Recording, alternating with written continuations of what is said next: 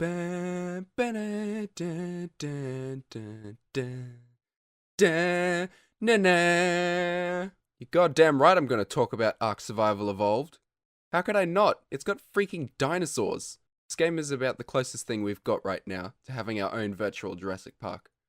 I still remember the nightmares I had as a child after watching that movie for the first time. Good times. So, in ARK, you wake up on a beach on an isolated island with no clue as to where you are, and the first thing you see are dinosaurs everywhere. Seeing that gave me an overwhelming sense of joy and excitement until I came across my first dilo.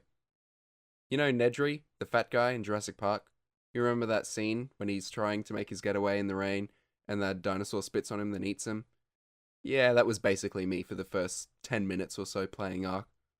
Eventually, I learnt to avoid them until I had some sort of weapon or tool, which isn't too hard unless you happen to respawn directly on top of these dilos over and over again.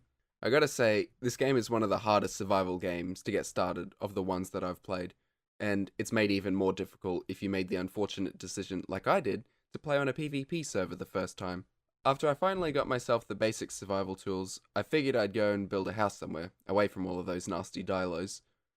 This was probably my first big mistake.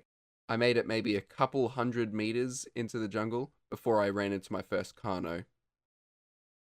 Shit! T-Rex, leg it! Now, in my panicked state of mind, I didn't care what it was. All I saw was a great big T-Rex that wanted to feast on my poor little survivor's hide. Of course, the Carno responded to my screaming by chowing down on my corpse.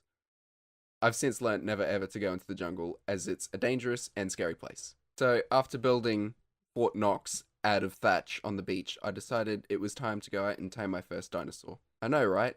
How crazy is that? You can have your very own pet T-Rex. If you wanted. Why a dinosaur as big as a T-Rex would listen to anything an insignificant little human has to say is beyond me. But, nevertheless, you can still do it. I went out and managed to find a parasaur trapped in some trees, and beat it until it finally got knocked out.